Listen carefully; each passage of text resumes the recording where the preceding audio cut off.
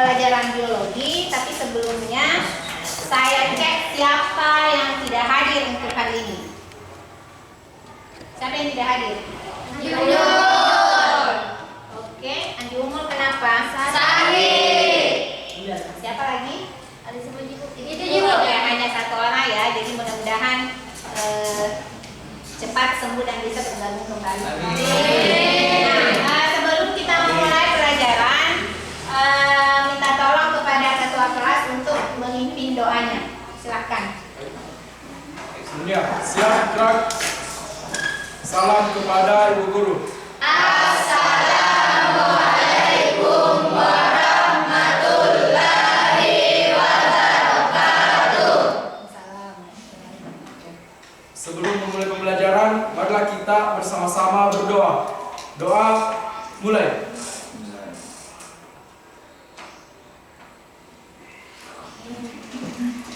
Selesai. Oke, setelah berdoa, mudah-mudahan apa yang kita laksanakan hari ini mendapat keberkahan ya. Nah, sebelum kita masuk di pembelajaran, pertemuan sebelumnya kan kita sudah masuk di materi ini. Materi apa yang kita pelajari sebelumnya? Tentang apa? Genetika. Ada yang bisa menjelaskan kira-kira dalam pembelajaran substansi genetika itu apa yang dipelajari? Oke, angkat tangan ya. Oke, silakan. Dalam substansi genetika kita akan mempelajari kromosom, gen dan DNA. Oke, masih ada yang lain? Oke. Nah, di pertemuan sebelumnya juga saya sudah memberikan tugas ya untuk membuat gambar-gambar menyusun daripada gambar-gambar yang terkait dengan substansi genetika. Dia ada yang membuat DNA, ada kromosom, dan ada yang gen, dan ada lagi yang tambahan ya untuk perbedaan RNA dan DNA.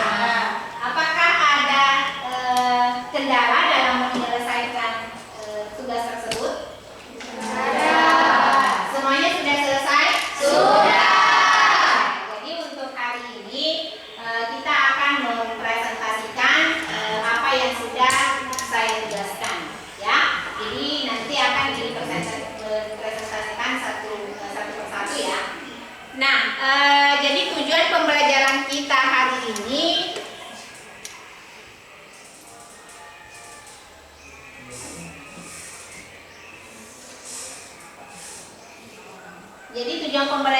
hari ini adalah menganalisis ya.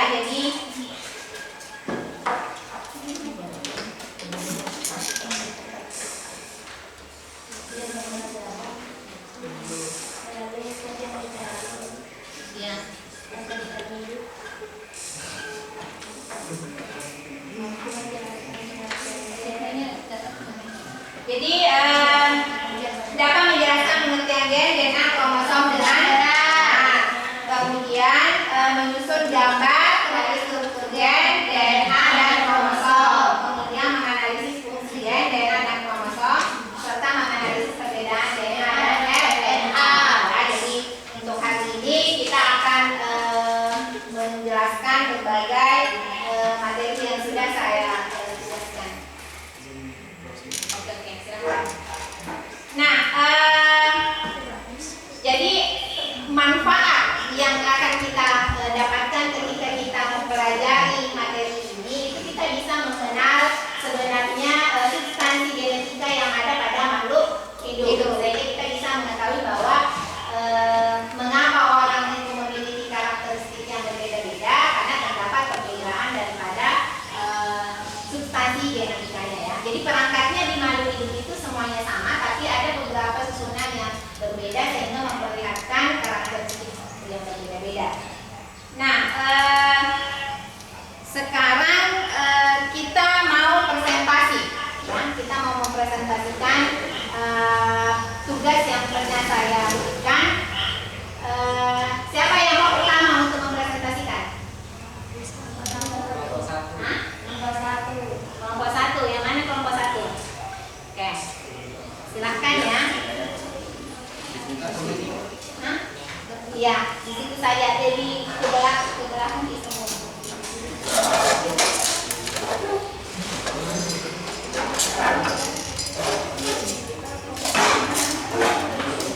Nah, sebelum memulai presentasi, jadi hal yang harus diperhatikan adalah pada saat sedang mempresentasikan. Jadi dilihat nanti bagaimana keaktifannya, bagaimana kepercayaan dirinya, bagaimana komunikasinya, bagaimana perkembangannya. Jadi ada beberapa item yang harus kalian pahami karena di situ nanti akan ada penilaian ya. Jadi untuk bukan cuma satu kelompok ya, tapi untuk kelompok yang lain juga. Jadi kolaborasinya, kemudian bagaimana presentasinya ya, bagaimana presentasinya, kemudian nanti dari kelompok lain bisa menanggapi ya, bisa menanggapi atau memberikan pertanyaan yang terkait dengan presentasi daripada kelompok yang lainnya ya. Nah, silakan untuk kelompok 1 untuk memulai. Baiklah, Assalamualaikum warahmatullahi Boleh wabarakatuh. mungkin berdiri ya supaya teman-teman poin saya saja.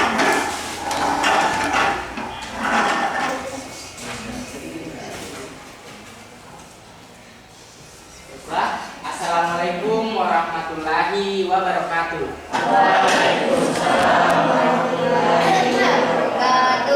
Kami dari kelompok 1, perkenalkan, nama saya Radhi Ferdiawan. Nama saya Ahmad Dayat. Saya Wanda. Kami akan memaparkan materi mengenai genetika. Baiklah, saya serahkan kepada Wanda untuk menjelaskan materinya. Di dalam tubuh makhluk hidup terdapat sel. Di dalam sel terdapat struktur yang dinamakan dengan inti sel. Lalu di dalam inti sel terdapat kromosom. Kromosom ialah molekul seperti benang yang membawa informasi hereditas untuk segala hal, mulai dari tinggi badan hingga warna mata. Ketika molekul yang seperti benang ini diletakkan, maka di dalamnya terdapat DNA. Nah, di dalam DNA inilah terdapat gen. Gen merupakan unit terkecil materi genetik dan terdapat dalam setiap lokus yang khas pada kromosom yang terdiri atas sepenggal DNA yang menentukan sifat individu melalui pembentukan polipeptida. Jadi, gen berperan penting dalam mengontrol sifat-sifat individu yang diturunkan. Sebagai materi hereditas, gen memiliki beberapa fungsi antara lain sebagai bagian yang ada pada kromosom, menyampaikan informasi genetik dari induk kepada keturunannya, mengatur proses metabolisme dan perkembangan.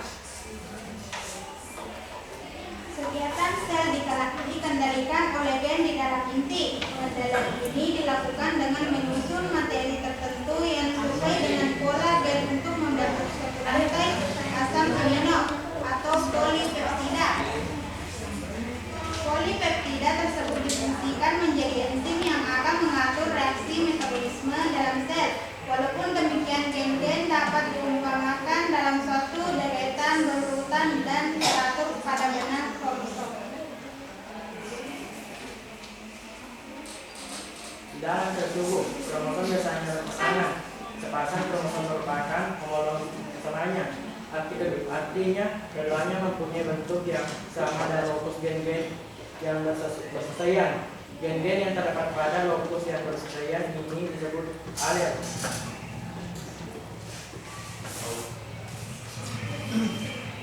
Alel dapat memiliki tugas yang sama atau berlawanan untuk suatu pekerjaan tertentu.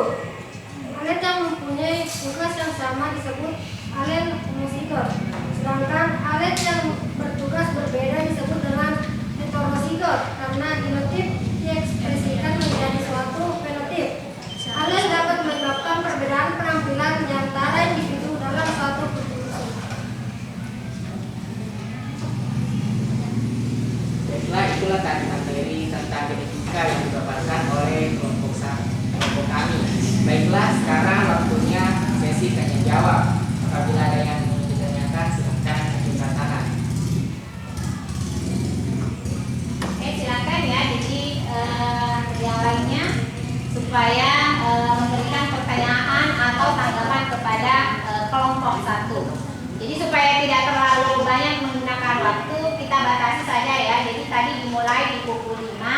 Jadi kita pakai saja waktu kurang lebih 10 menit ya untuk setiap kelompok, karena kan ada 5 kelompok ya.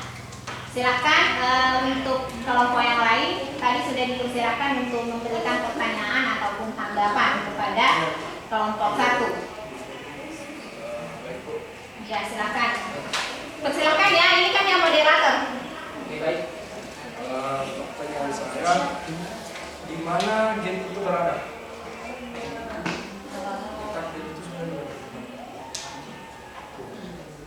Terima kasih atas pertanyaannya. Jadi, gen itu terletak pada kromosom yang disimbolkan dengan huruf kecil atau huruf besar.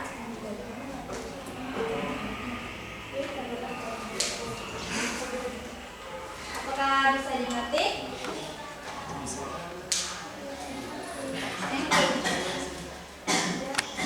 Ya silakan Daniel. Pertanyaan saya, bagaimana cara gen mengendalikan sifat makhluk hidup? Terima kasih atas pertanyaannya. Gen terdiri atas suatu kadar DNA yang terbentuk dari susunan nukleotida yang berbeda-beda pada setiap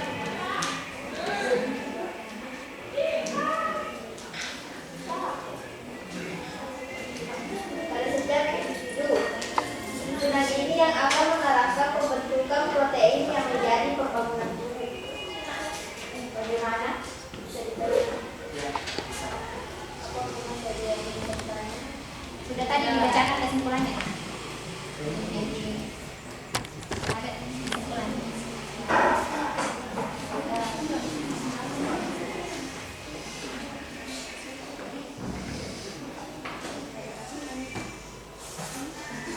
Di dalam tubuh makhluk hidup terdapat sel. Di dalam sel terdapat struktur yang diutamakannya dinamakan dengan inti sel. Lalu di dalam inti sel terdapat kromosom. Kromosom ialah molekul seperti benang yang membantu informasi hereditas untuk segala hal, mulai dari tinggi badan hingga warna mata. Ketika molekul yang seperti benang ini direntakan, maka di dalamnya terdapat DNA. Di dalam DNA inilah terdapat gen. Ini artinya waktunya cepat ya untuk mempresentasikan. Silakan. Itulah tadi presentasi dari kelompok kami, dan kurangnya mohon dimaafkan. Wassalamualaikum warahmatullahi wabarakatuh.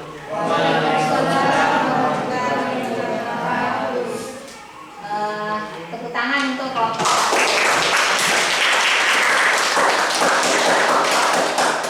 Jadi ya silakan dulu. Nanti akan diberikan kesempatan di terakhir ya. Jadi setelah semua mempresentasikan hasilnya, nanti akan ibu beri juga tanggapan ya. Oke, yang kelompok berapa lagi yang mau? 2. Kelompok 2. Oh, jadi mau berurut ya? Jadi waktunya itu ya kurang lebih 10 menit ya. Jadi manfaatkan waktunya. Kalau tadi kecepatan ya kayaknya cepat selesai. Ya, jadi manfaatkan waktunya supaya kita menggunakan waktu nanti di selesai itu semuanya 50 menit ya. Tapi kan ini tadi terlalu cepat. Oke, silakan untuk kelompok 2 untuk mempresentasikan tugasnya yang sesuai dengan apa yang saya berikan, yang sudah diberikan. Silakan. Boleh mungkin berdiri, diperkenalkan juga namanya ya.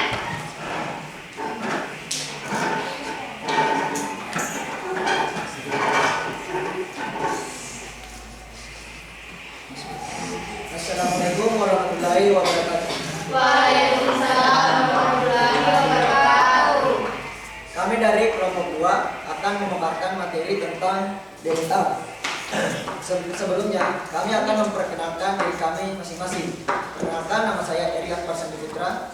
Saya Muslim Saputri. Saya Samuel. Saya Nur Fasila. Saya Sepi Sasila. Baik, langsung saja kita masuk materinya yang akan dibacakan oleh Ashanesa Asila.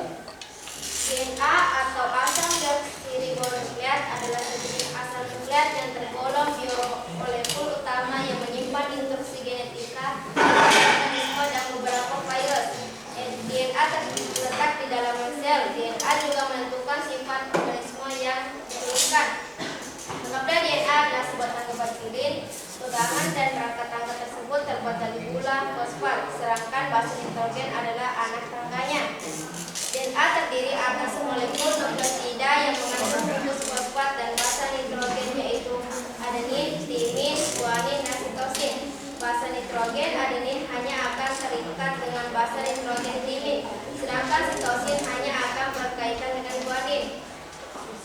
DNA terlalu panjang sehingga harus digulung membentuk kromosom agar bisa masuk ke dalam sel.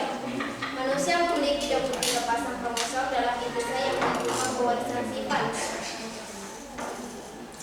DNA berperan sebagai pembawa informasi genetik dari satu generasi ke generasi lain.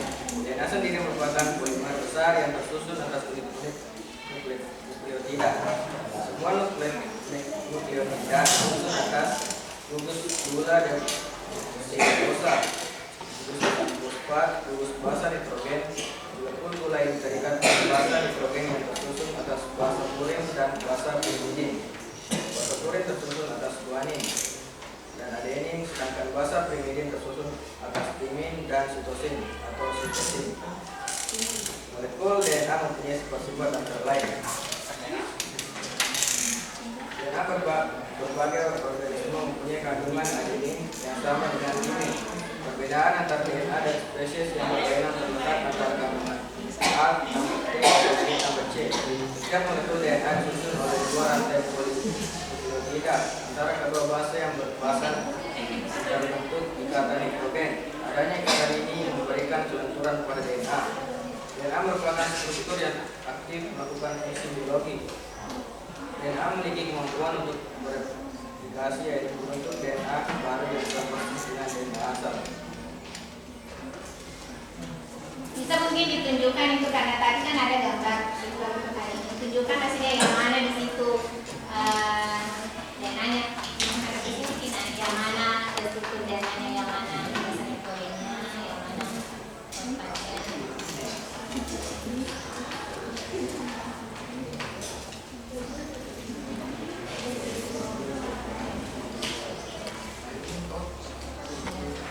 Yang benar itu apa ya?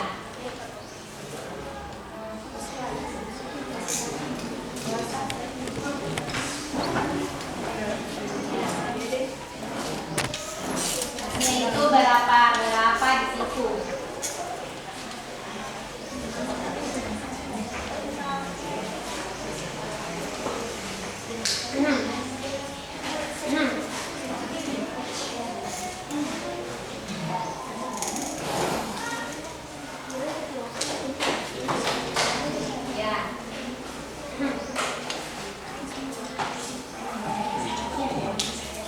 Jadi P adalah fosfat, D adalah deoksiribositosa, C adalah sitisin, G guanin,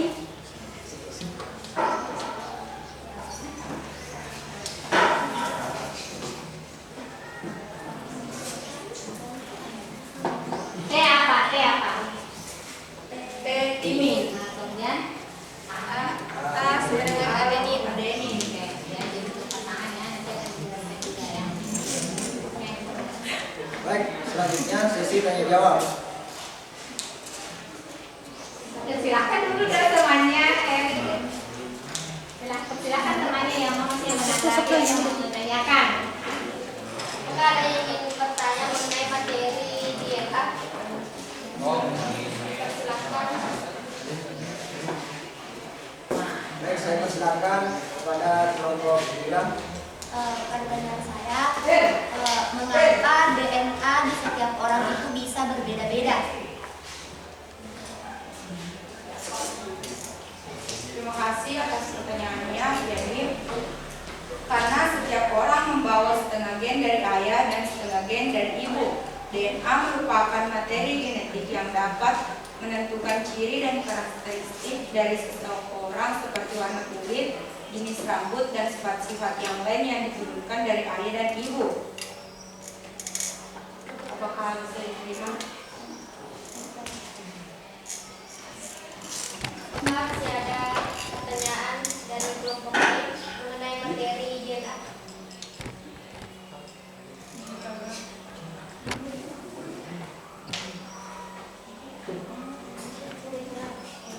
Apakah bahasa-bahasa nitrogen itu sama Ya, atau selalu berpasangan? terima kasih atas pertanyaannya. Jadi, ya bahasa nitrogen itu selalu berpasangan karena basa nitrogen dari purin selalu berpasangan dengan basa pirimidin yaitu adenin berpasangan dengan timin, sedangkan guanin berpasangan dengan sitosin.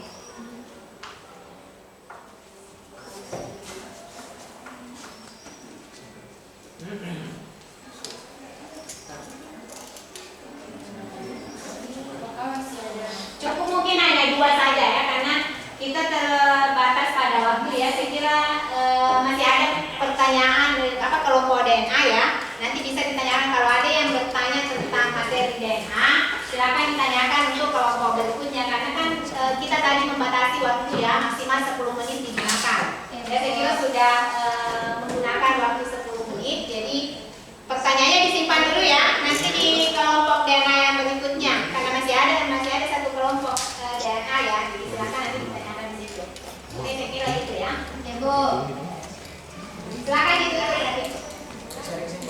Ya, silakan dibacakan kesimpulannya ya, jadi kesimpulan untuk setiap kelompok. Kesimpulannya, DNA terdiri atas 2 rantai yang tersusun nukleotida atau ikatan antara fosfat, gula, dan basa nitrogen. Molekul nukleotida berupa gula dan fosfat saling terikat memberikan bentuk 2 untai rantai panjang yang spiral yang disebut sebagai double helix pada DNA. Basa-basa nitrogen terletak pada molekul gula fosfat sebagai tulang punggung dengan ikatan kovalen. DNA merupakan rantai molekul yang berisi materi genetik yang khas pada setiap orang, tidak hanya pada manusia, tapi pada semua makhluk hidup melalui DNA. DNA bisa bermanfaat untuk menunjukkan perbedaan satu organisme dengan organisme lainnya.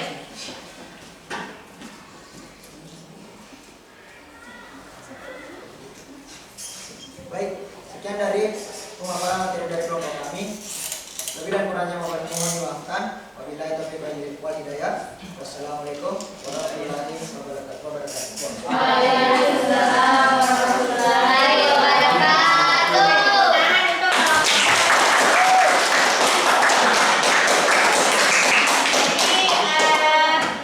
Lanjut lagi ke kelompok 3. Ya, oke ya, silakan kelompok 3. Ya, jadi ingat waktunya ya maksimal. Jadi usahakan kurang lebihnya 10 menit. Jangan kalau misalnya ada waktunya sudah habis kemudian masih ada pertanyaan, batasi saja pertanyaannya ya supaya kita menggunakan waktu banyak. Assalamualaikum warahmatullahi wabarakatuh. Waalaikumsalam warahmatullahi wabarakatuh. Kami dari kelompok 3 akan mempresentasikan materi tentang kromosom. Sebelumnya, tak kenal belakang saya, maka perkenalkan kami untuk memperkenalkan diri terlebih dahulu. Saya Oli Fikra, Saya Rizky Mesya, saya Dasci Rodana, Saya Firdi, saya Al Daniel. saya Adita Putri. untuk lebih menghargai waktu, saya persilakan kepada Al Daniel untuk mempresentasikan kepada Rizky Trimesya untuk mempresentasikan materinya. Pengertian kromosom. Kromosom adalah penebalan benang-benang kromatin ketika pembelahan sel terjadi. Kromosom disusun oleh asam nukleat dan protein. Kromosom ini ada 2 jenis, namanya autosom dan polisom. Autosom merupakan kromosom yang berperan dalam menentukan bentuk fisik selain kelamin. Sedangkan polisom merupakan kromosom yang berperan dalam menentukan jenis kelamin. Adapun fungsi kromosom yang utama adalah untuk memastikan bahwa DNA tetap berada di tempatnya saat terjadi pembelahan sel sehingga bukan terbagi rata antar sel. Penggolongan kromosom. Berdasarkan jenisnya, kromosom dibedakan atas 2, yaitu kromosom badan atau biasa disebut dengan autosom, dan kromosom seks atau biasa disebut dengan dinosom. Di dalam sel tubuh terdapat sepasang kromosom atau diploid. Sepasang kromosom ini berasal dari induk betina atau biasa disebut dengan ovum, dan induk jantan atau biasa disebut dengan sperma. Masing-masing kromosom ini berjumlah N kromosom. Kromosom yang berpasangan tersebut disebut kromosom homolog.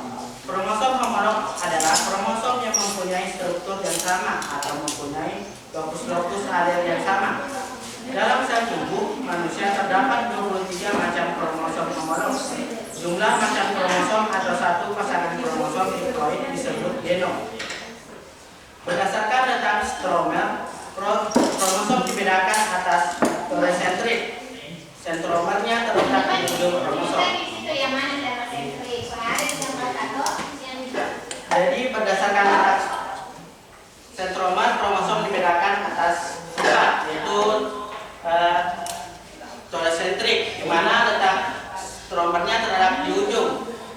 Bisa diperhatikan? Bisa. Akrosentrik, di mana sentromernya terletak di dekat ujung kromosom. Dan submetasentrik kromosom, sentromernya dekat pada salah satu ujung. Dan metasentrik, sentromernya terletak di tengah-tengah kromosom. Jadi penjelasannya akan dibacakan oleh Roda Fitra. Yang pertama yaitu metasentrik. Metasentrik adalah tipe kromosom yang memiliki sentrosom tepat di tengah kedua lengan kromonema. Sentrosom yang di tengah membuat kedua lengan kromonema sama panjangnya dan membentuk huruf F. Selanjutnya yaitu submetasentrik. Submetasentrik adalah tipe kromosom dengan sentrosom yang berada lebih dekat dengan salah satu lengannya. Hal ini terlihat pada gambar di mana salah satu lengan kromosom sedikit lebih panjang dibanding lengan satunya. Selanjutnya yaitu akrosentrik. Akrosentrik adalah tipe kromosom dengan sentrosom yang berada sangat dekat dengan lengan P kromonema. Hal ini berarti lengan kromonema akan jauh lebih panjang dibandingkan dengan lengan P-nya.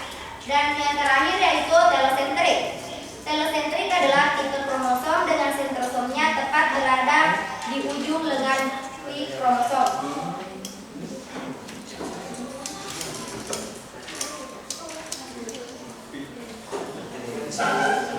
Jumlah kromosom. Dalam setiap makhluk hidup terdapat jumlah kromosom yang bervariasi. Manusia memiliki 46 kromosom atau 23 pasang kromosom. Kromosom manusia terdiri dari 22 pasang kromosom tubuh atau biasa disebut dengan autosom dan satu pasang kromosom seks atau biasa disebut dengan genosom. Kromosom tubuh akan menentukan sifat manusia, karakteristik fisik, bahkan penyakit jika ada pada keturunannya, misalnya hemofilia dan albino. Sedangkan kromosom seks akan menentukan jenis kelamin manusia atau formula kromosom pada manusia, yaitu 22 AA ditambah XY atau 44A ditambah XY jika pada laki-laki. Jika pada perempuan ditulis 22 AA ditambah XX atau 44A ditambah XX. Formula kromosom dituliskan berdasarkan jenis kromosom pada seorang individu. Jumlah genosom akan mempengaruhi penulisan dalam formula kromosom, khususnya genosom atau kromosom tubuh. Baik, selanjutnya saya akan membuka sesi tanya jawab. Saya persilakan kepada teman-teman untuk ya, silakan.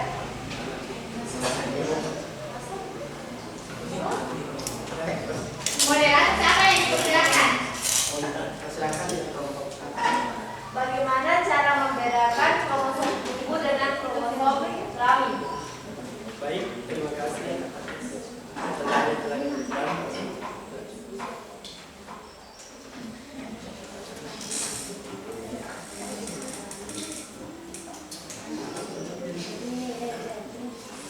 Autosom atau kromosom tubuh terdiri dari 22 pasang kromosom yang diploid dari hasil populasi mitosis.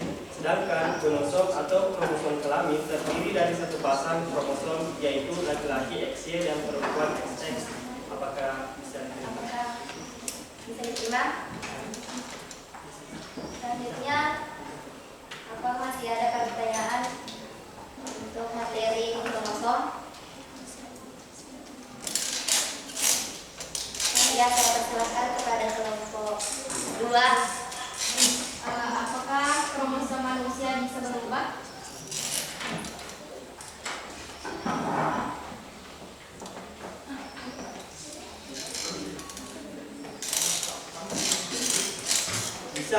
bisa berubah jika terjadi gangguan pada saat terjadi pembentukan sel.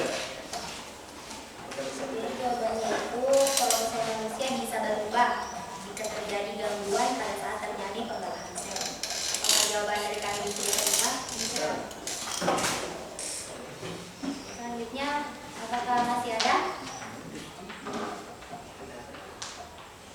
Karena tidak ada, kami akan melanjutkan ke kesimpulan yang akan dibacakan oleh Dr. Putri.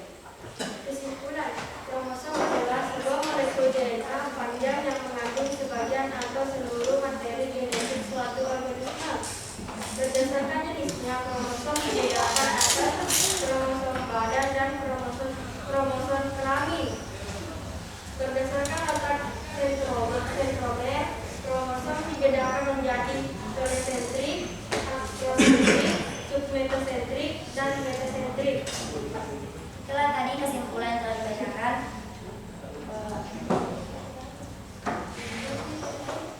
Mungkin sampai di sini pemaparan materi kami.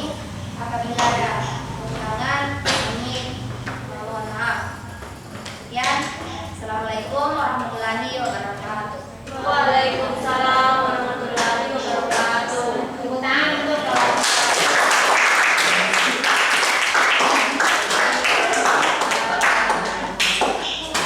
ya. Jadi untuk selanjutnya kan masih ada 2 kelompok ya, yaitu untuk 2 kelompok ini yang siapa yang mau tampil duluan?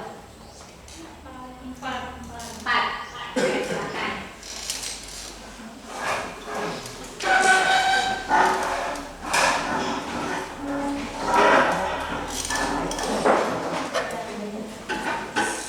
Assalamualaikum warahmatullahi wabarakatuh. Waalaikumsalam warahmatullahi wabarakatuh.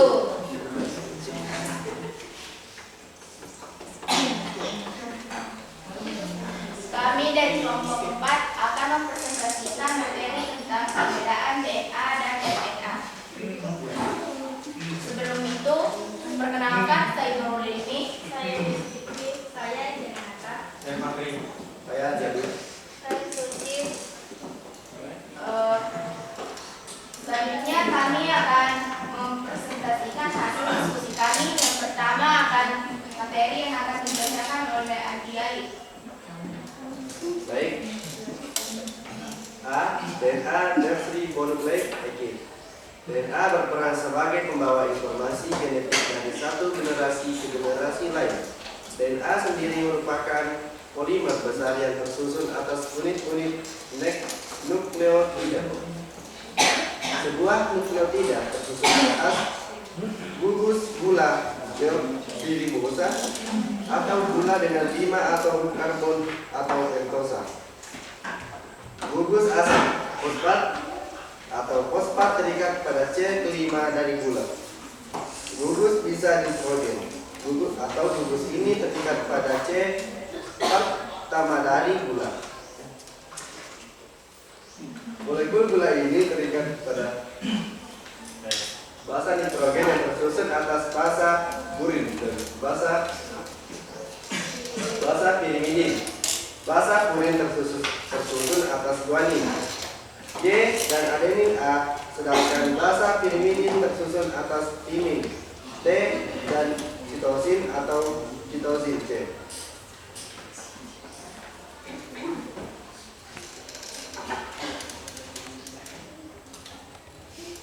Molekul DNA mempunyai sifat-sifat antara lain.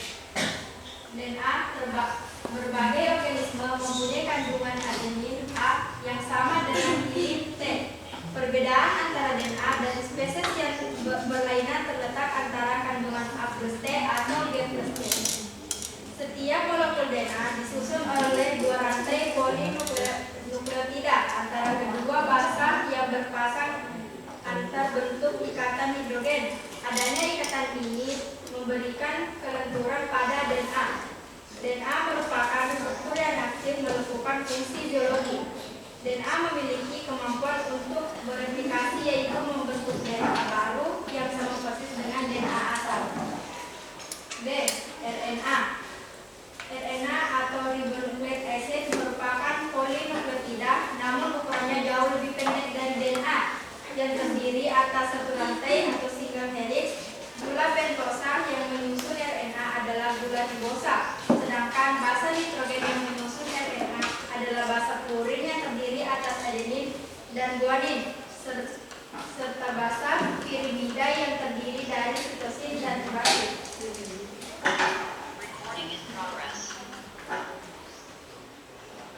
Jenis RNA RNA duta atau RNA merupakan penghubung DNA dengan protein dan membawa pesan berupa informasi genetik dari DNA untuk membentuk protein. Berperan membawa kode genetik dari DNA berupa triplet bahasa yang ada pada RNA duta atau yang disebut kodon. D. RNA ribosom atau rRNA merupakan RNA terbanyak sekitar 83% dari RNA yang dikandung oleh satu sel. Banyak terdapat di dalam ribosom dan berperan sebagai tempat pembentukan protein.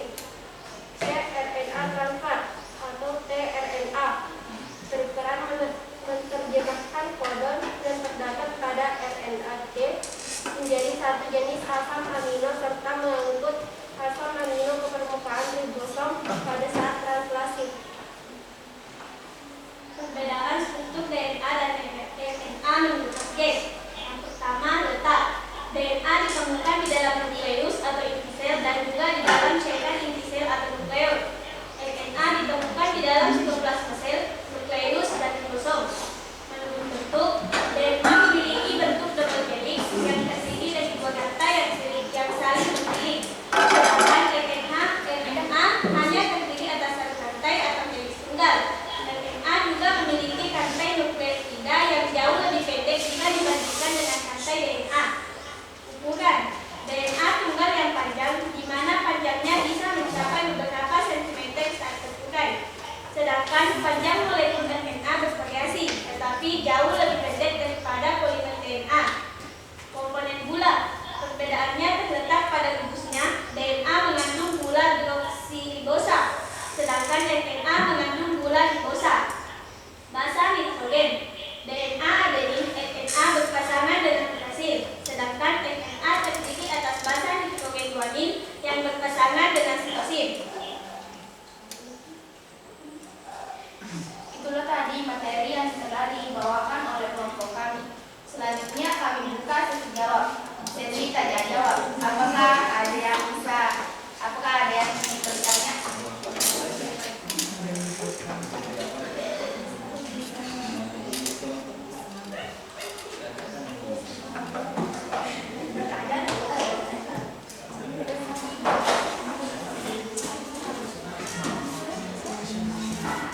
Kami persilahkan kepada kelompok 1.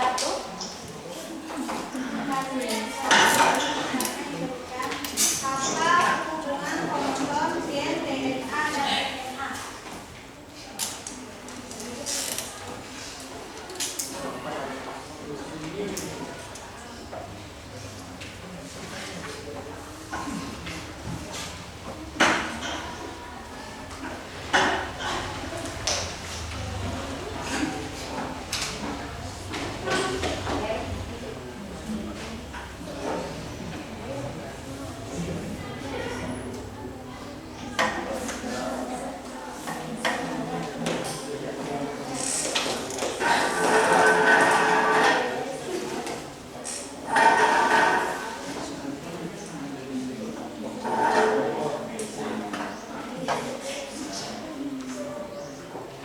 Oke, silakan dijawab.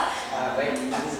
Jadi DNA menyusun kromosom, RNA digunakan sebagai perantara dalam proses sintesis protein, menerjemahkan pesan genetik yang ada dalam gen pada DNA menjadi susunan asam amino yang selanjutnya membentuk protein.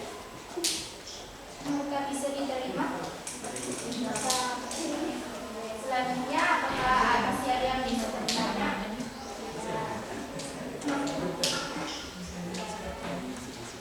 Karena tidak ada, selanjutnya kami bacakan kesimpulan. Kesimpulan yaitu perbedaan struktur DNA dan RNA yaitu terletak pada letaknya, bentuk, ukuran,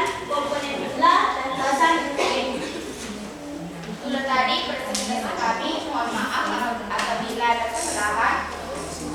Sekian, wassalamualaikum warahmatullahi wabarakatuh. Waalaikumsalam warahmatullahi wabarakatuh.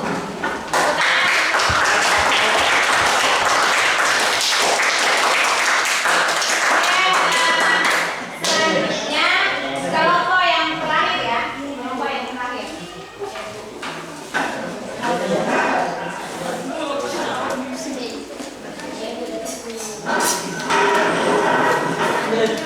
Mundur-mundur Ki.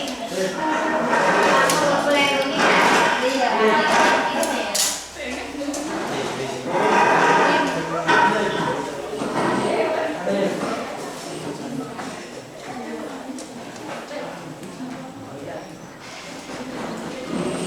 Baik, dengan hormat guru dan teman-teman sekalian.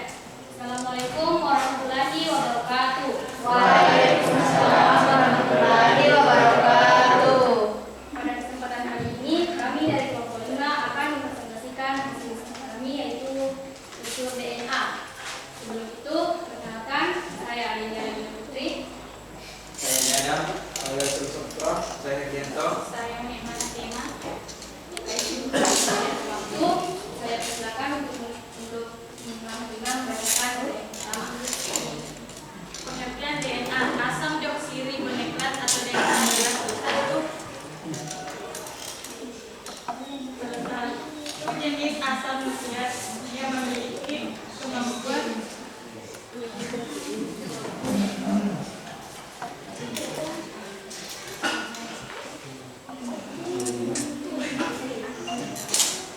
pemeriksaan sifat keberadaan asam deoksiribonukleat ditemukan di dalam nukleus protein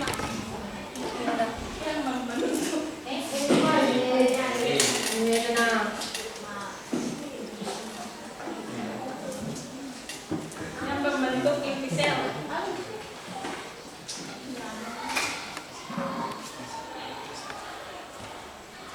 Fungsi DNA. DNA berperan sebagai pembawa informasi genetik dari satu generasi ke generasi lain.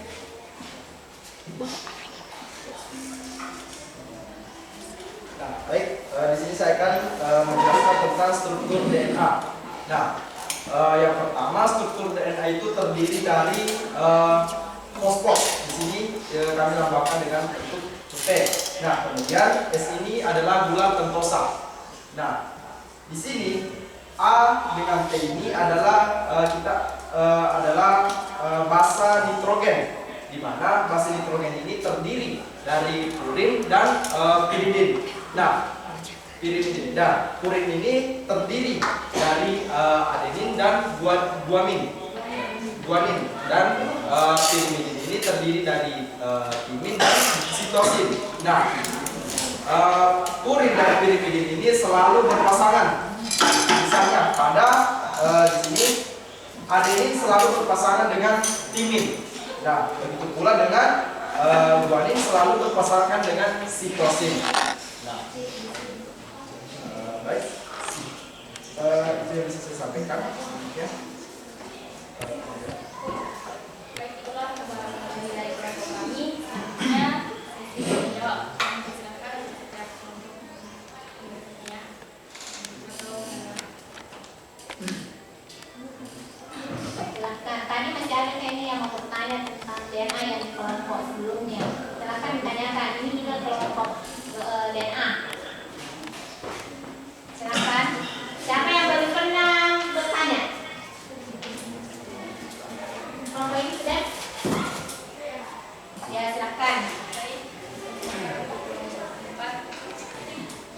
Bagaimana caranya kalau tes DNA?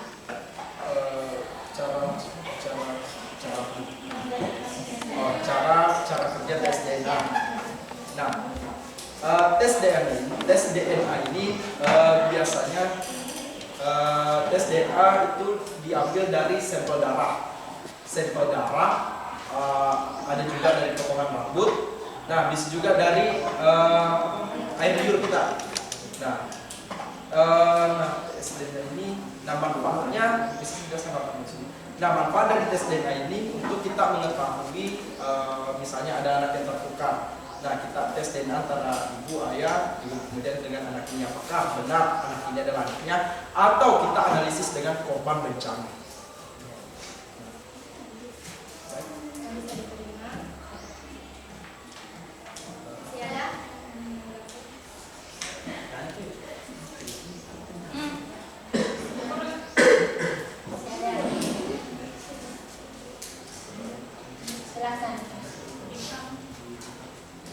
Apakah memungkinkan ada kesalahan dalam pasangan pada bahasa nitrogen tersebut? Nah, tidak menutup kemungkinan bisa terjadi kesalahan pasangan pada suatu bahasa nitrogen di sini. Nah, jika terjadi suatu kesalahan, itulah biasanya terdapat kita bisa temukan sifat-sifat yang tidak normal dalam suatu sistemnya. Nah, hal ini juga bisa dipengaruhi oleh tubuh atau lingkungan. Jawaban dari istri, apakah bisa diterima? Masih ada? Baik, kalau tidak ada, yang terakhir adalah kesimpulan dari Baik, kesimpulannya yaitu ungkapan kelapa jatuh tidak jauh dari pohonnya memang dapat dijelaskan secara ilmiah, yakni dengan peran DNA yang dimiliki oleh setiap makhluk hidup diwariskan dari generasi ke generasi sehingga mempunyai sifat yang tidak jauh beda dengan pendahulunya. Demikian presentasi dari kelas kami, lebih kurang yang menyenangkan. Wassalamualaikum warahmatullahi wabarakatuh.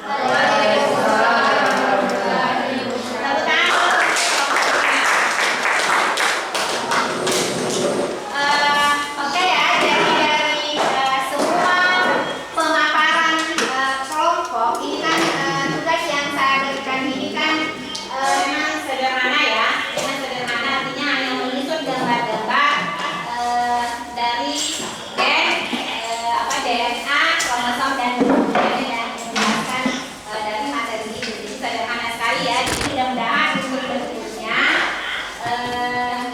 ketika kita diberikan lagi tugas yang begini bisa lebih bagus ya. Kemudian bisa mungkin juga ada yang model ya, yang kayak matematik itu kemarin. Kenapa saya tidak memberikan itu, karena saya mengingat tugas kalian akhir-akhir ini banyak sekali ya. Jadi intinya sebenarnya bukan pada bagusnya yang ini hasilnya, tapi bagaimana kita memahami melalui media ini, kita bisa memahami materi yang ada ya. Jadi materi tentang DNA, gen ataupun kromosom ya. Jadi dari beberapa pertanyaan tadi ya, tapi mungkin sebelum lanjut kita dulu tepuk semangat ya, supaya semangat. Ada yang bisa memimpin tepuk semangat? Siapa yang bisa?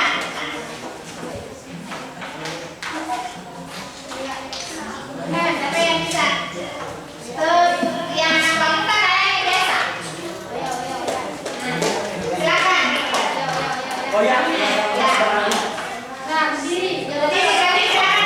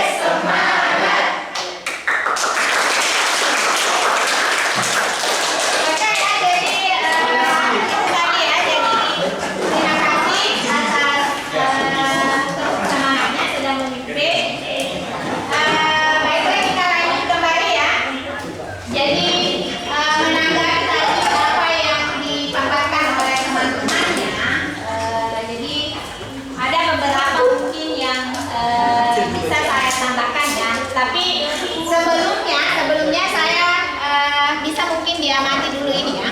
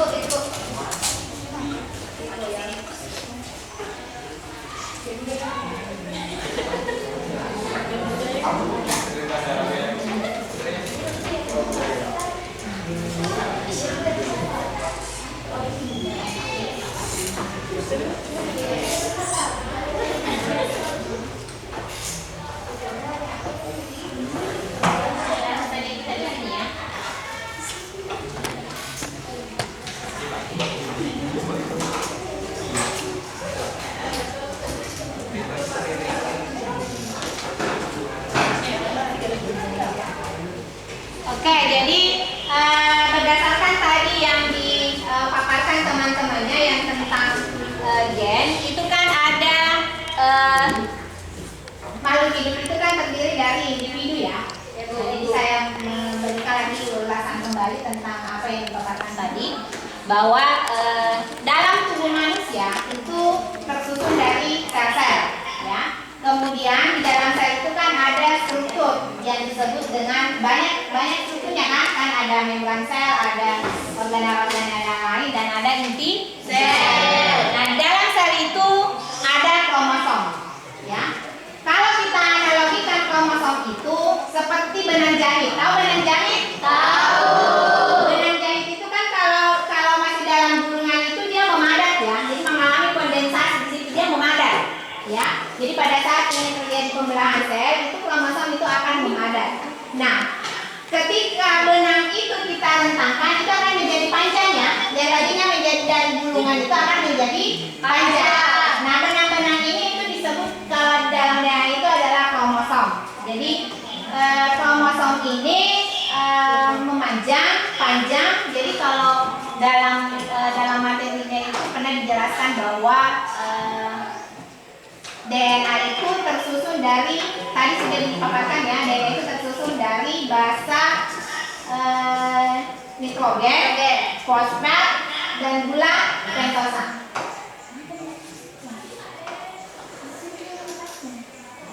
Oke, jadi fosfat, gula pentosa, dan basa nitrogen. Tadi dijelaskan sama temannya bahwa basa nitrogen itu terdiri dari adenin dan guanin, kemudian sitosin dan timin. Ya, jadi nanti akan dijelaskan kembali.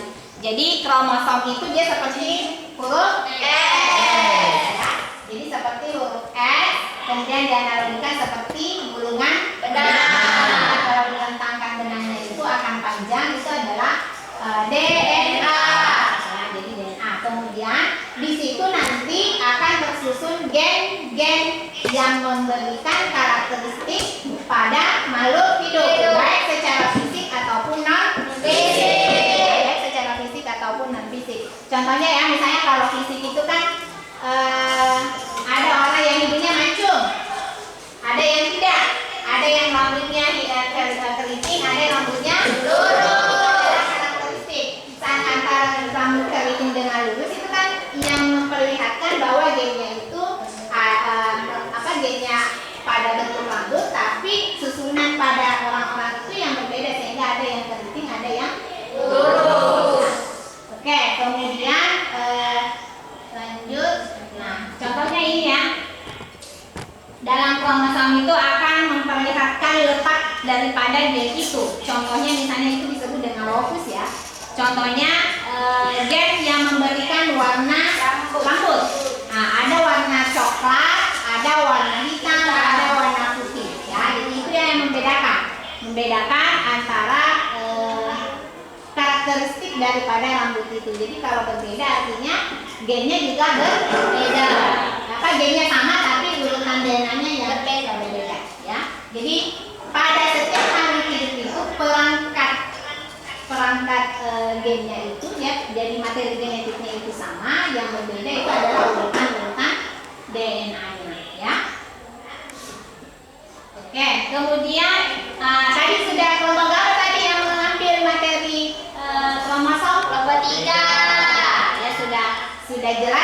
bahwa kromosom itu memiliki struktur, ada sentromer itu yang bagian tengahnya ya, kemudian ada telomer atau ligamen.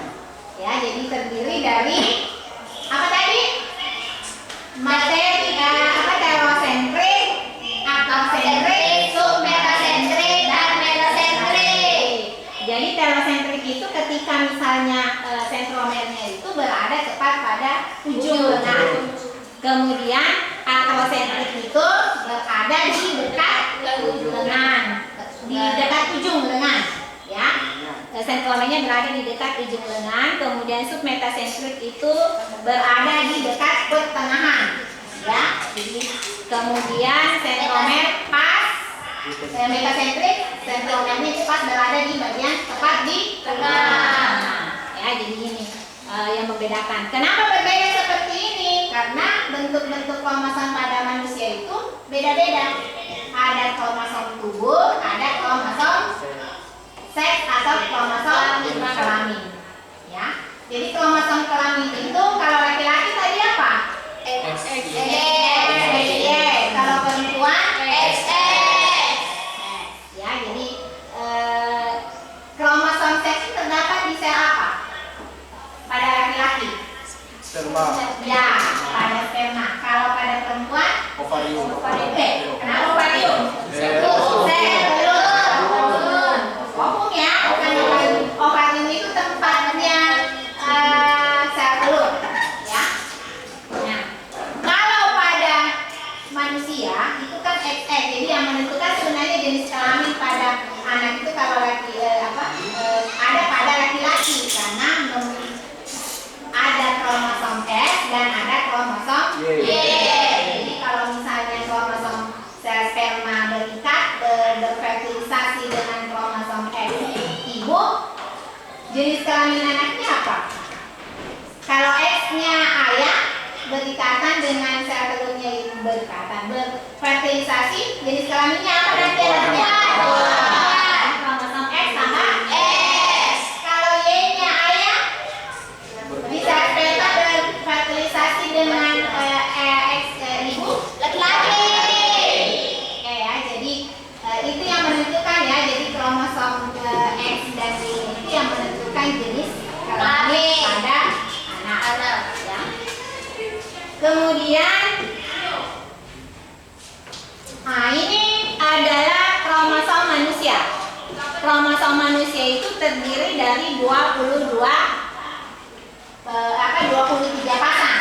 22 untuk kromosom tubuhnya, kemudian 1 pasang untuk kromosom selnya, ya. Jadi pada bentuk-bentuknya tadi kenapa ada metasentrik, telosentrik, aktosentrik ini? Karena dilihat dari sini bentuk kromosom pada manusia, baik pria dan wanita. Kalau kromosom tubuh antara pria dan wanita kan sama ya, sama. Yang berbeda hanya kromosom kelamin atau kromosom seksnya. Oke. Kemudian ini formulanya untuk kromosom tadi sudah dijelaskan juga kelompok berapa tadi yang dijelaskan? Ya, kromosom 3 kromosom 3. Kelompok 3 ada dari ibu, ada dari ayah. Antara sel sperma dan sel telur itu berfertilisasi akan menghasilkan suatu individu. Nah, individu itu nanti akan kembali apakah dia wanita. Kalau wanita 22 AA tambah XX. Kalau dia perempuan, apa perempuan memang. Kemudian 44 A tambah XX. Itu formulanya ya. Begitupun pada laki-laki. Ya, jadi yang berbeda itu hanya adalah kromosom seksnya atau kromosom kelaminnya. Nah, kemudian untuk alel, tadi kan ada gen warna rambut tadi. Nah, gen warna mata dan gen-gen yang lain yang memperlihatkan karakteristik pada makhluk hidup. Contohnya misalnya pada gen berwarna coklat itu dilambangkan karena gen itu genotiknya itu biasa dilambangkan dengan huruf kecil atau huruf besar. Selalu dilambangkan dengan huruf ya. Jadi gen C besar itu adalah bermata coklat, sedangkan gen C kecil itu bermata biru. ada namanya istilahnya homozigot, ada namanya heterozigot. Homozigot itu sama, gennya sama ya, hurufnya sama. Sedangkan yang berbeda heterozigot, ada huruf besar, ada huruf kecil. Ya. Kemudian tadi juga struktur DNA. Ada apa tadi saya ulang? Saya tanyakan kembali apa tadi yang DNA. Struktur DNA tadi apa? Ada fosfat, kemudian gula pentosa, kemudian basa nitrogen. Oke, basa nitrogen ingat basa nitrogennya itu antara purin dan pirimidin selalu berpasangan. Antara A berpasangan dengan G. T. A berpasangan dengan G. T. Adenin berpasangan dengan ini. C berpasangan dengan G. Sitosin berpasangan dengan guanin. Tadi ada yang menanyakan apakah bisa salah pasangan?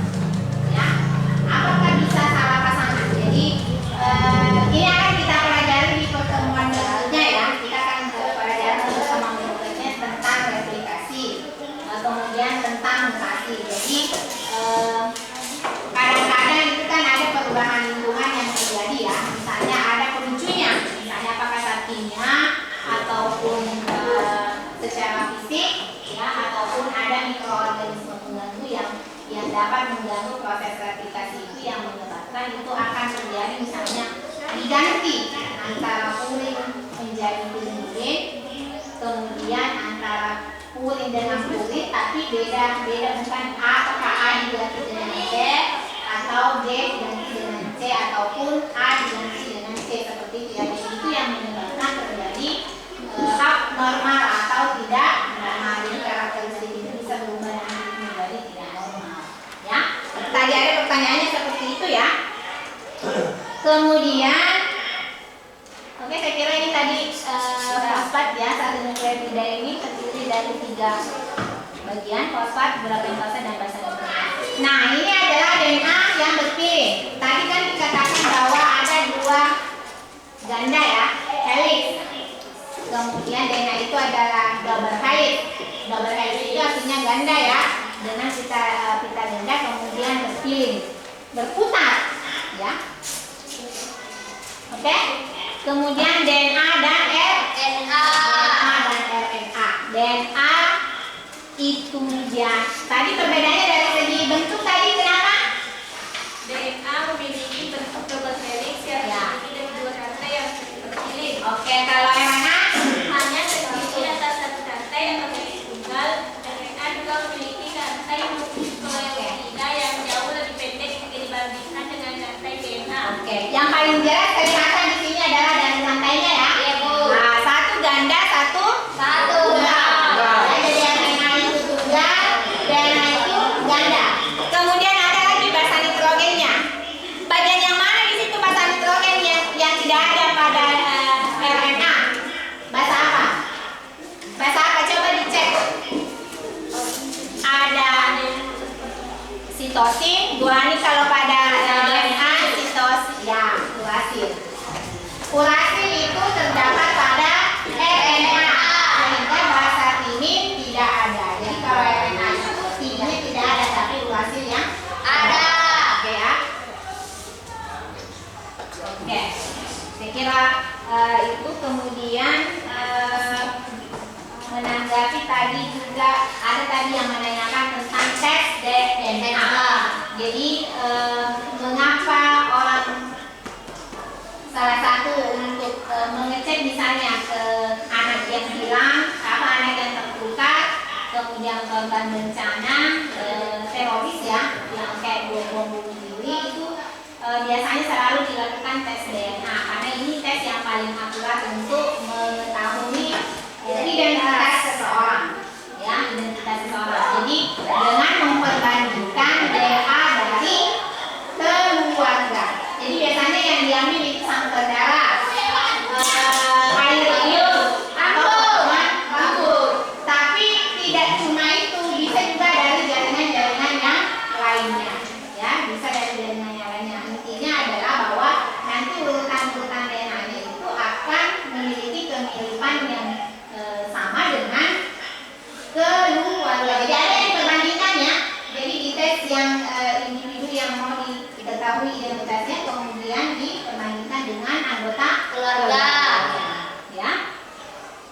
Kemudian oke, saya kira itu mungkin ya. Ada lagi yang mau ditanyakan sekitar dari materi kita? Ya. Apa yang akan terjadi jika seseorang mendapat transfusi darah atau donor darah dari keluarga yang berbeda? Nah, sementara DNA-nya berbeda, DNA dan DNA-nya berbeda, nah apa yang akan terjadi pada orang yang menerima transfusi darah tersebut? Oke, ya pertanyaannya. Oke, siapa yang bisa menjawab pertanyaan temannya? Saya berikan dulu kesempatan kepada teman-temannya. Adakah yang bisa menjawab dari pertanyaan temannya? Ya. Silakan diangkat tangannya, kemudian memberikan pertanyaan. Jadi menjawab ya berani untuk berpendapat itu. Jadi bukan dilihat apakah benar atau salahnya. Yang pertama dulu keberaniannya untuk berpendapat. Ya. Siapa yang bisa menjawab pertanyaan temannya? Oke, silakan. Tadi ada suara-suara saya dengar. Apakah ketika melakukan transfusi darah itu ya karena anggota keluarganya ya ini DNA-nya berbeda. DNA-nya berbeda ya. Nah, silakan. Ada? Ya, silakan. menurut pribadi saya mungkin tidak apa-apa asalkan golongan darahnya masih sama. Karena golongan darah tidak ada DNA atau DNA. Ya, ada lagi yang lain? Tepuk tangan dulu temannya. Ini saya tambahkan ya, jadi benar bahwa dalam proses transfusi darah itu yang menjadi persoalan itu adalah golongan darah, ya, golongan darahnya. Jadi kita dalam mentransfusikan darah bukan sebenarnya diposisikan pada bahwa apakah DNA-nya sama atau tidak, tapi golongan darah itu kan ada sistem KBO ya, ada darah universal dan ada darah resipien ya, resipien universal. Nah, pada kejadian ini artinya kan di dalam setiap tubuh makhluk hidup itu substansi genetika itu perangkatnya sama. Ya, perangkatnya sama. Yang membedakan itu adalah urutan DNA-nya. Ya. Jadi kalau semua orang itu memiliki kromosom, memiliki gen yang memberikan warna kulit, memberikan bentuk rambut dan memberikan misalnya golongan darah, DNA itu semua orang akan memiliki. Yang berbeda itu adalah urutannya. Sehingga ketika urutannya berbeda, inilah karakteristik yang berbeda antara satu orang dengan orang yang lain. Seperti itu ya. Jadi bukan bahwa menjelaskan bahwa harus sama urutannya. Jadi seorang kembar pun itu urutan DNA-nya itu tidak ada yang sama. Faktanya adalah bahwa makhluk hidup itu 99% memiliki kesamaan gen. Jadi 0,1% yang berbeda. Jadi kalau diibaratkan itu 20.000 sampai 25.000 jumlah gen pada manusia itu, maka 0,1% itu adalah 1.000 gen yang berbeda. Bayangkan itu, satu gen itu akan memperlihatkan ciri atau karakteristik dari masing-masing individu atau makhluk hidup. Ya, jadi masing-masing orang itu akan memperlihatkan karakteristik dan ciri-cirinya masing-masing.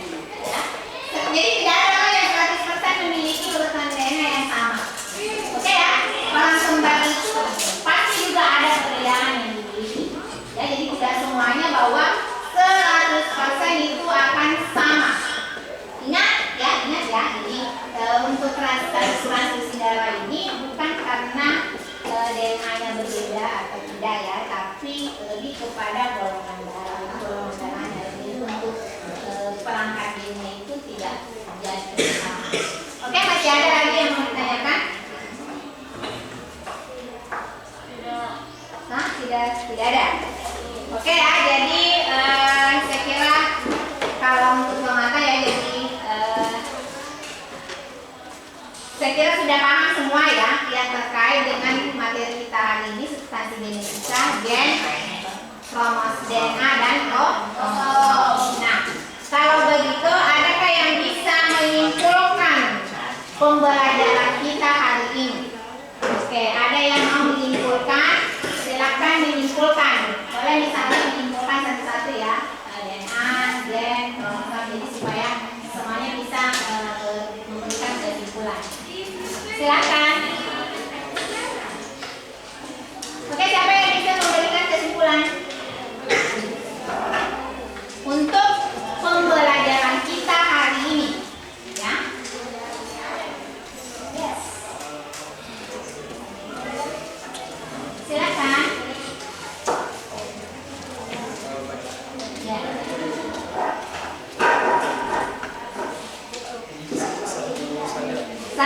Satu bagian saja boleh. Yang lainnya lagi ya, memberikan kesimpulan lagi nanti ya. Dari yang tadi sudah dijelaskan kesimpulannya yang bisa saya dapat dari materi DNA, yakni yang pertama DNA ini terdiri dari fosfat dan glukosa yang berbahasa nitrogen. Bahasa nitrogen ini terbagi-bagi. Nah, kemudian tadi dari gambar strukturnya, fosfat dan gula pentosa ini berperan sebagai tiangnya. Jika kita analogikan DNA ini sebagai tangga. Nah, fosfat dan gula pentosanya ini adalah tiangnya.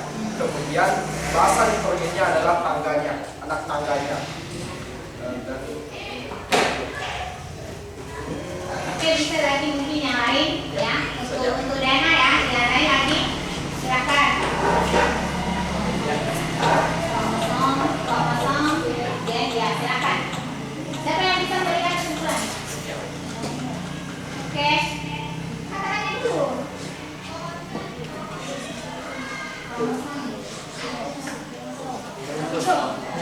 Sengaja ada ya, karena saya menyimpulkan ya, silakan. Oke, saya arahkan kromosom itu. Nah, siapa yang bisa memberikan kesimpulan tentang materi kromosom? Ya, silakan siapa? Mau lagi dikasih tepuk semangat? Oke, silakan. Kromosom adalah sebuah molekul DNA panjang yang mengandung sebagian atau seluruh materi genetik satu organisme. Penggolongan kromosom itu terbagi menjadi dua, yaitu berdasarkan jenisnya. Untuk berdasarkan jenisnya, kromosom dibedakan menjadi dua, yaitu kromosom padan dan kromosom kelamin. Kemudian berdasarkan letak sentromерnya, kromosom dibedakan menjadi 4, yaitu telosentrik, amniosentrik, submetosentrik, dan monosentrik. Siapa lagi yang menyimpulkan lagi tentang gen?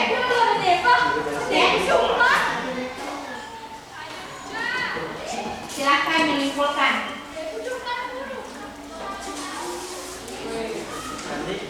Ada yang mau menyimpulkan?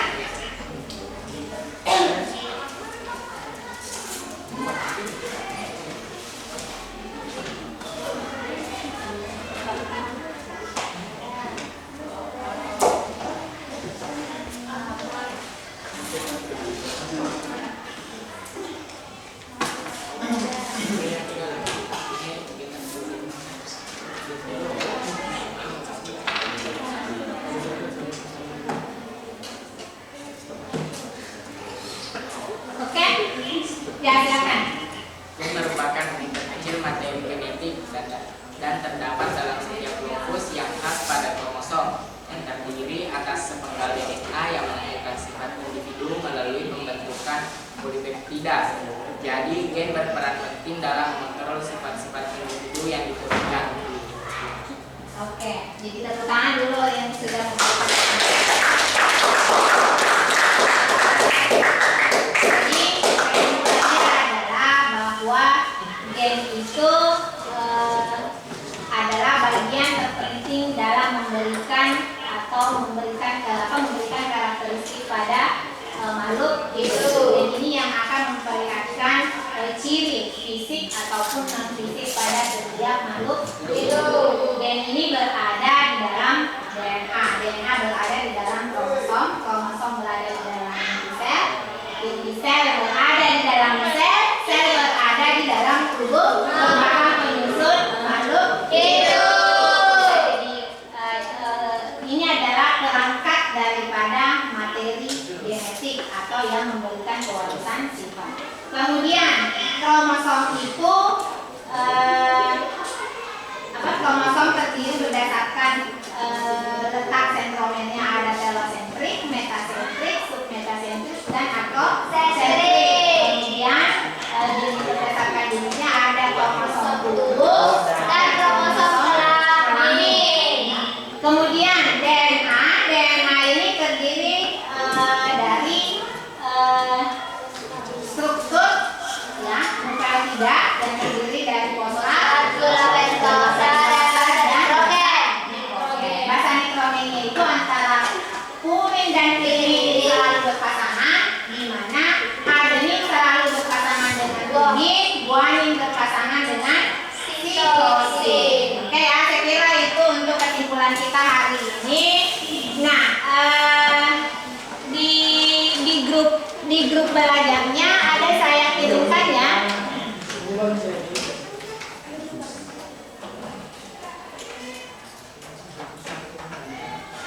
Oke, silakan semua mengambil HP-nya dulu. Semuanya bisa membuka link yang saya kirimkan di grup belajarnya. Silakan dulu dijawab ya. Yang kuis Ibu? Hah? Yang kuis? Ya, yang kuis ya, ada untuk pertanyaan pilihan ganda. Jadi ini sebagai acuan untuk pemahaman pengetahuan atau kognitinya. Oke. Silakan ya dijawab. Sudah dapat semua linknya? Sudah. Silakan dijawab pertanyaan-pertanyaan yang ada di dalam link itu.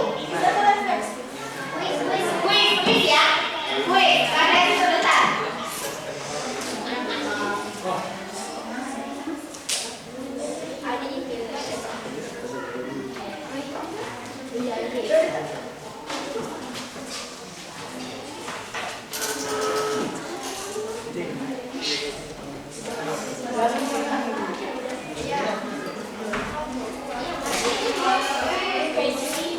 Kuis ya, kalau untuk refleksi nanti diisi.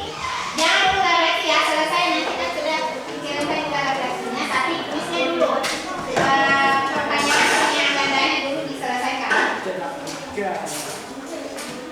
Karena kita sudah berada di akhir pembelajaran ya, jadi untuk mengecek pengetahuan. Jadi kalau bisa jangan saling berdiskusi. Maksudnya ini kan bentuknya kuis ya, jadi masing-masing itu memberikan jawaban sesuai dengan pemahamannya masing-masing.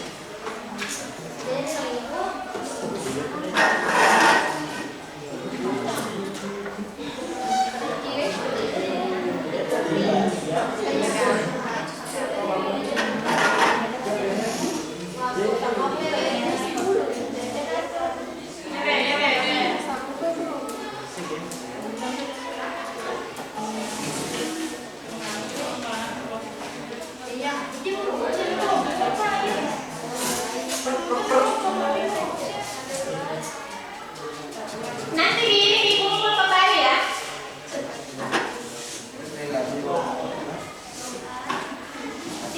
Sini ini. Ya saya sini baru.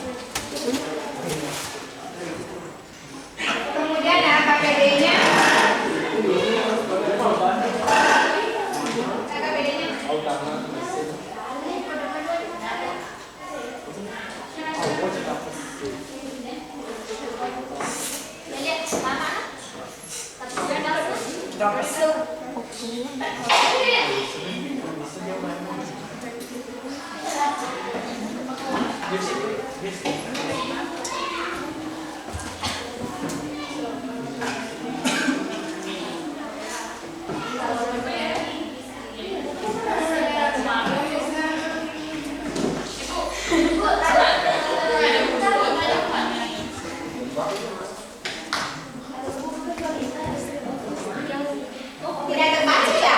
Yang nomor itu kecuali, kenapa tidak terbaca ya? Kecuali itu kecuali yang nomor kecuali, kenapa tidak terbaca? Kecuali di situ. Baru kecuali yang nomor 1.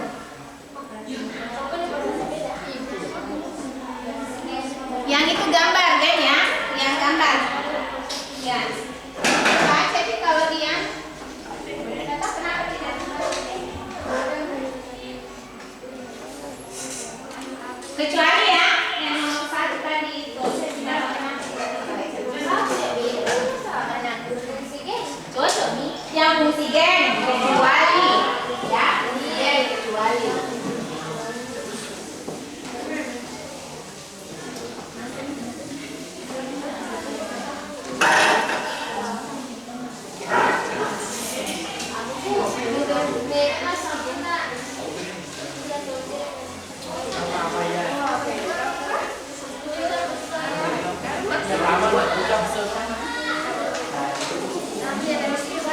Kalau sudah mengerjakan tulisnya tadi, mana? Tidak ada.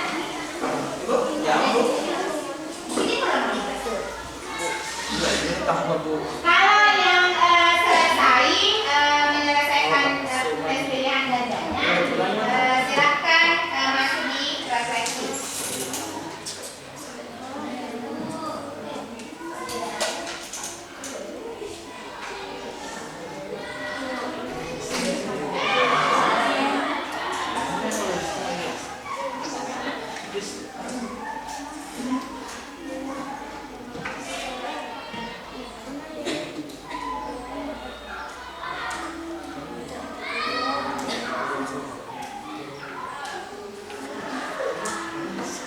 Yang tidak bisa sama sekali masuk tadi. Siapa yang tidak bisa sama sekali masuk? Siapa ada bisa sama masuk tak? Oke, kalau sudah menyelesaikan kuisnya, silakan buka refleksinya kembali. Di situ ada pertanyaan lagi. Kemudian saya meminta satu orang nanti ada yang merefleksikan pembelajaran hari ini.